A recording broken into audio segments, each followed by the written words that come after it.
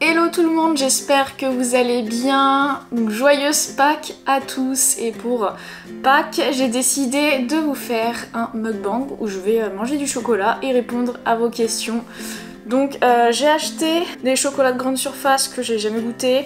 Donc j'ai pris des The Coq Milka goût Oreo, l'œuf classique Ferrero Rocher, un œuf de Pâques Smarties et des petits œufs Kinder Bueno. Voilà, donc il n'y a pas de gros chocolat parce que j'ai pas encore eu mes chocolats de Pâques. Je pense que vous vous doutez bien que je tourne la vidéo un petit peu en avance et que j'ai acheté du chocolat exprès pour la vidéo. Donc voilà, on n'est pas sur du chocolat artisanal comme vous pouvez le voir. Donc je vais prendre vos questions. Vous avez demandé à la fois sur Instagram en story mais également sur YouTube dans l'onglet communauté de me poser vos questions. Il est 11h30, j'ai super faim.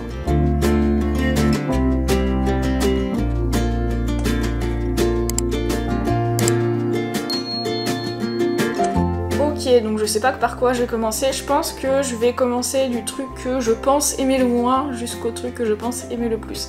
Donc je vais commencer par l'œuf Ferrero. On va le manger comme ça. Première question, ta destination de rêve? C'est bon. J'aimerais trop aller visiter le Japon. Mais ce serait vraiment en mode touriste quoi. Vraiment visiter des trucs et tout. Après j'aimerais bien aussi aller dans une destination un peu paradisiaque. Avec des plages de sable fin et de la mer turquoise.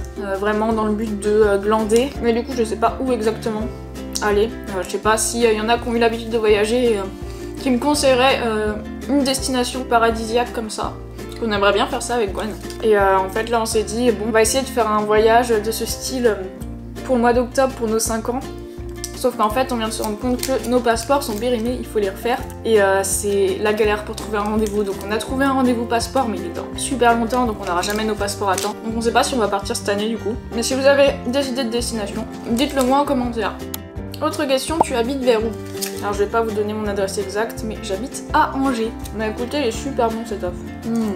Vraiment trop bon. Autre question, bonjour, quel est ton programme sportif? Alors moi je m'entraîne 4 fois par semaine, je fais 4 séances de musculation en half body, c'est-à-dire que je fais 2 séances bas du corps, 2 séances haut du corps. Et le programme exact que je fais, c'est mon propre programme qui est Grow and Get Fit, que vous pouvez retrouver sur mon site internet. D'ailleurs il est en promo jusqu'au 30 avril, à moins 40%. Donc ça serait dommage de ne pas en profiter, surtout que vous avez accès à vie au programme. Ça veut dire que si vous l'achetez maintenant, vous pouvez tout à fait le commencer dans un mois ou 2 ou maintenant, enfin ça changera rien. Et vous pouvez le recommencer autant de fois que vous voulez. C'est un programme de 26 semaines, c'est énorme. Donc il y a vraiment de quoi faire. Et le programme est tout à fait adapté pour les objectifs de perte de masse grasse, prise de masse musculaire, recomposition corporelle. Et les séances jambes sont des séances faites pour développer les muscles fessiers afin d'avoir un beau fessier bien rebondi, parce que ça c'est mon objectif. Bon, je vais essayer un autre chocolat. Je pense que je vais essayer... non, je vais essayer les œufs Milka comme ça. J'ai jamais goûté ça. Casse la coque. Oups. Ah oui, d'accord. Ça fait bizarre de passer d'un chocolat à un autre parce que c'est absolument pas le même goût. Sans que le Milka c'est beaucoup plus sucré. Alors goûtons ça. C'est vraiment une crème quoi. Waouh, c'est super sucré hein. Moi j'adore quand c'est sucré mais là ça reste bon. On passe à une autre question. Comment tonifier le haut du corps sans devenir trop large, carré au niveau des épaules? En fait beaucoup de femmes s'imaginent que lorsqu'elles vont commencer à faire des exercices pour le haut du corps, elles vont avoir comme la carrure d'un homme, un peu pas du tout. Je pratique depuis 7 ans, je soulève des charges plutôt lourdes, j'ai plutôt un bon niveau.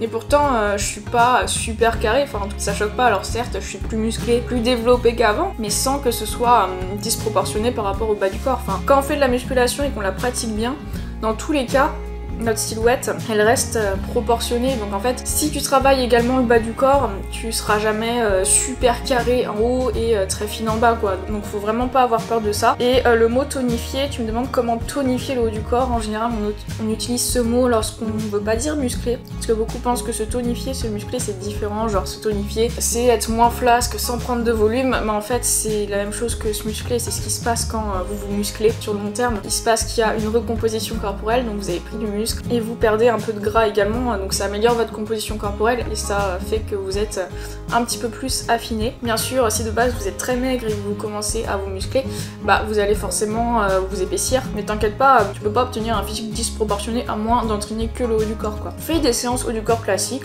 avec des exercices de base et c'est comme ça que tu arriveras à tonifier entre guillemets ton haut du corps. Bonjour, varies-tu tes séances, intervalle training au poids du corps, etc. Alors je fais vraiment que de la musculation. Donc 2 séances bas du corps, 2 séances haut du corps. Et je fais ça en salle de sport ou à la maison, mais j'ai beaucoup de matériel. Mes séances haut du corps en ce moment je les fais à la maison parce que j'ai tout le matériel qu'il me faut, j'ai ma barre de traction, j'ai mon banc qui est là, ça se trouve vous le voyez. J'ai ma barre, mes disques, mes haltères, donc j'ai tout ce qu'il faut pour entraîner le haut du corps à la maison. Et du coup non, je fais pas d'intervalle training, je fais pas de HIIT. Parfois je vais courir le week-end, mais c'est pas du tout régulier en ce moment. Et je fais quelques exercices au poids du corps, comme les pompes et les tractions, mais c'est tout. Sinon c'est vraiment que des séances de muscu pure que je fais. Donc ça c'est une question d'une personne qui suit le programme Grow and Get Fit. À l'issue de ton programme, penses-tu que l'on soit autonome pour progresser? Merci. Alors oui, je pense, parce qu'en 26 semaines, vous avez quand même le temps de voir les bases en musculation et d'apprendre la plupart des exercices, sachant qu'il n'y a pas 36 000 exercices dans le programme. On reste vraiment sur les bases, sur ce qui fonctionne. Et oui, lorsque vous avez terminé le programme, vous êtes tout à fait capable soit de faire votre propre programme, soit de recommencer le programme avec des charges plus lourdes dans ce cas-là, parce que entre la semaine 1 et la semaine 26, vos charges elles ont quand même pas mal évolué, donc vous pouvez recommencer à la semaine 1 avec du coup vos nouvelles charges, et ensuite vous arriverez une nouvelle fois à la semaine 26 avec des charges encore plus élevées, etc. Donc ouais, à l'issue du programme, vous êtes tout à fait autonome. Bon, maintenant on va goûter aux Smarties. J'ai peur que ça explose partout. Ouais, non, on va faire comme tout à l'heure.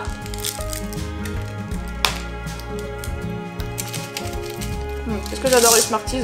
J'ai mon stock de chocolat pour le bois là. Donc nous avons une question, différence entre squat bulgare et fente arrière ou c'est pareil? Alors le squat bulgare, c'est comme une fente, sauf que le pied arrière est surélevé sur un banc, une chaise. Je vous mets un petit exemple. Ça c'est le squat bulgare, qu'on peut également appeler du coup fente bulgare parce que ça ressemble plus à une fente qu'à un squat. Moi personnellement j'utilise plutôt fente bulgare comme terme. Et fente arrière, la fente arrière en fait, le pied arrière est pas surélevé. En fait on va faire une fente en reculant une jambe et ensuite on va ramener la jambe à la position initiale. Fente statique, par contre là on ne va pas bouger la jambe arrière. Maintenant je vais passer aux questions qu'on m'a posées sur YouTube. As-tu de nouveaux projets en plus de ton programme muscu? Si oui, toujours dans le domaine du sport, alimentation, développement perso, merci à toi. Alors mes projets, ça va être déjà d'augmenter un petit peu la communauté autour du programme. D'ailleurs, si vous avez acheté le programme, n'oubliez pas de faire votre demande pour accéder à la page Facebook Grow and Get Fit. Après oui, j'ai d'autres projets en dehors du programme. Là, j'aimerais bien faire un e-book sur le fait de manger intuitivement, parce que j'ai remarqué que c'est quelque chose qui est très compliqué pour la majeure partie d'entre vous. Tous les jours, je reçois des messages ou des commentaires de personnes qui justement n'arrivent pas à sortir du contrôle de l'alimentation et ça leur bouffe la vie en fait. Et moi, vu que j'ai réussi à sortir de cette situation, je me dis que ça peut être intéressant d'écrire un e-book et je pense que ce e-book sera gratuit. Voilà, je sais pas quand est-ce qu'il sortira, faut déjà que je le fasse, mais ça c'est une idée très récente que j'ai eue, donc là ça va être mon projet pour le mois de mai je pense. Et après mes projets, c'est développer ma communauté sur YouTube, sur Instagram. Et également je suis en train de passer une certification, la certification Fitmass de Nassim, pour me former davantage à la musculation. Donc voilà mes projets actuels.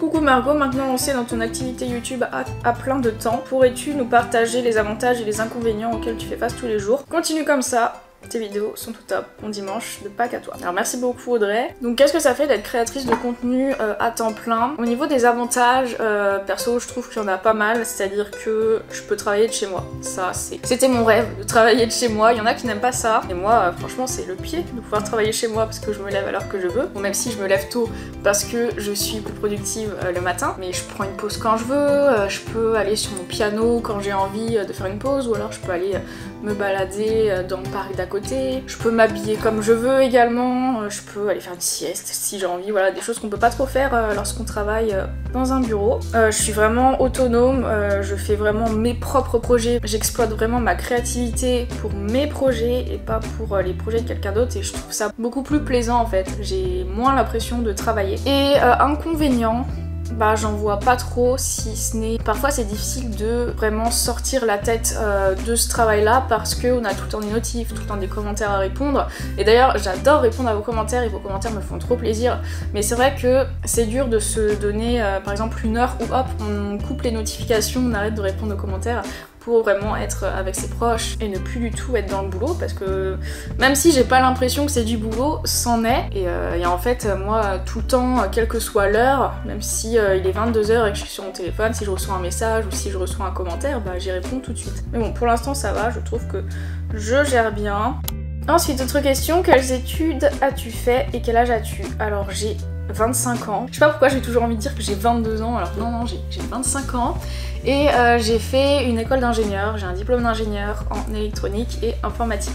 Autre question, tu n'as pas peur de perdre les compétences de ton ancien métier, développeuse si je me trompe pas, si jamais dans 1 ou 2 ans tu dois reprendre ton ancien travail? Du coup, ce que je faisais avant d'être à temps plein, en tant que créatrice de contenu, j'étais ingénieure logiciel, donc je développais un logiciel dans une entreprise. J'aimais bien faire ça en plus, mais ça n'est pas au point que ça me passionne en fait. Et est-ce que j'ai peur de perdre mes compétences? Je pense pas que je vais perdre mes compétences comme ça, surtout que le développement ça évolue sans cesse, il y a toujours des nouveaux langages qui se créent, des nouvelles plateformes de développement, etc. Donc en fait c'est un métier dans lequel tu dois toujours t'adapter, toujours être au courant des nouveaux trucs qui se font en fait pour faciliter le développement. Et vu que ça évolue tout le temps et que tu dois t'adapter tout le temps, effectivement peut-être qu'il faudra que je me reforme un petit peu à ce qui se fait de nouveau. Mais une fois que tu sais programmer dans un langage, tu sais programmer dans tous les langages en fait. Et je pense pas perdre ça, et en tout cas j'espère ne pas revenir à une activité salariée, donc je ne compte pas en fait redevenir ingénieur développement. Si à un moment donné j'ai pas le choix parce que mon activité de créatrice de contenu ne marche pas, eh bien je le ferai. Mais bon, si je pouvais éviter, parce que finalement c'est pas un métier dans lequel je m'épanouis beaucoup quoi. Je voudrais savoir quelles sont tes youtubeuses préférées et que tu recommandes, et celles que tu aimes le moins ou qui peuvent faire culpabiliser ou ne pas aider. Alors moi je suis pas mal les vidéos de personnes qui font des trucs un peu comme moi, genre j'aime bien regarder les vidéos de Fanny E, j'aime bien regarder les vidéos de Noémie Nutrition avec qui on avait fait un petit featuring entre guillemets. En gros j'avais fait une journée je mange comme Noémie, elle avait fait une journée je mange comme Margot. J'aime bien regarder les vidéos d'Alaya aussi parce que ces vidéos font rêver, elle est toujours dans des endroits de rêve, donc ça fait un petit peu rêver. J'aime bien regarder Justine Galis quand elle fait des vidéos où elle parle d'alimentation, parce que justement elle est assez déculpabilisante. Alors après moi je suis passée au stade où quoi qu'il se passe je ne culpabilise pas au niveau de l'alimentation, mais je trouve que ses conseils sont bien. J'aime bien regarder les vidéos de Eliane C aussi sur l'alimentation intuitive, manger intuitivement et le fait de se détacher un petit peu des injonctions alimentaires. Après les youtubeuses ou youtubeurs que j'aime pas McFly et Carlito. je n'aime pas ça. C'est pas que ça me fait pas rire, mais c'est qu'ils sont toujours dans l'exagération, ça fait toujours plein de bruit et je n'aime pas. Sinon j'ai pas d'autres idées, il n'y a pas d'autres noms qui me viennent en tête. Coucou, as-tu un projet bébé? Ouh, si oui, quand? Je déteste qu'on me pose cette question, c'est un truc de ouf. Non, j'ai pas de projet bébé pour l'instant. Alors plus tard j'aimerais bien avoir des enfants certes, mais là c'est pas du tout dans les projets. Ta série et ton film préféré? Mon film préféré, alors c'est plutôt une saga, c'est Star Wars. Je suis une grande fan de Star Wars, j'ai même des sabres laser et tout. Non mais je vous jure, j'ai énormément de figurines pop Star Wars. Enfin de toute façon vous allez dans mon appart, il y a énormément de petits trucs Star Wars qui sont dispatchés un peu partout. Et mes films Star Wars préférés, ça va être La Revanche des Sith, bien sûr, et le 8, Les Derniers Jedi, que beaucoup n'aiment pas, mais moi je l'adore ce film. Et série préférée, Les Agents du Shield. Ah, j'ai kiffé cette série parce que j'adore les Marvel aussi, et les Agents du Shield, si vous aimez l'univers Marvel, c'est vraiment trop cool. Je voudrais savoir quel est ton plat préféré et celui que tu n'aimes pas. PS continue comme ça, tu gères. Merci beaucoup. Alors déjà, ça fait longtemps que je n'ai pas mangé, donc j'ai pas goûté ça. Alors, mon plat préféré, j'en ai plusieurs. Alors bien sûr les pâtes bolo, les pizzas, les sushis, et en ce moment c'est le riz sauté aux légumes.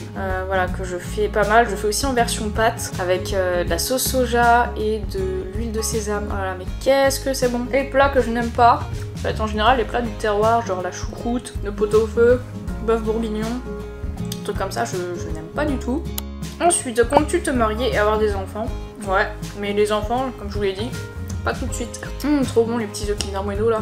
Et dernière question, pays préféré, voyage de rêve. J'ai pas de pays préféré. À choisir mon pays préféré, je dirais la France. La France parce que c'est le pays dans lequel j'habite et dans lequel je me sens bien. Après j'ai beaucoup aimé les États-Unis, notamment la Californie, mais de là à dire que c'est mon pays préféré, non.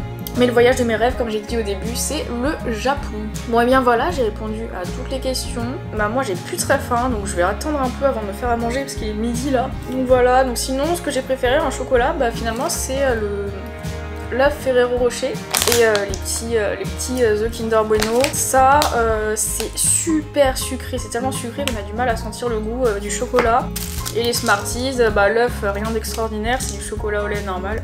Et après les Smarties, bah c'est des Smarties quoi. Bon bah dans les futures journées dans mon assiette vous risquez de voir passer des restes de chocolat de Pâques, surtout que demain, enfin lundi de Pâques, je fête Pâques avec ma famille, donc je vais recevoir mes vrais chocolats de Pâques, donc là je vais avoir du stock de chocolat pour un moment. En tout cas j'espère que la vidéo vous aura plu, n'oubliez pas de liker, de commenter, de vous abonner, ça me ferait trop plaisir. Et sur ce je vous dis à demain pour une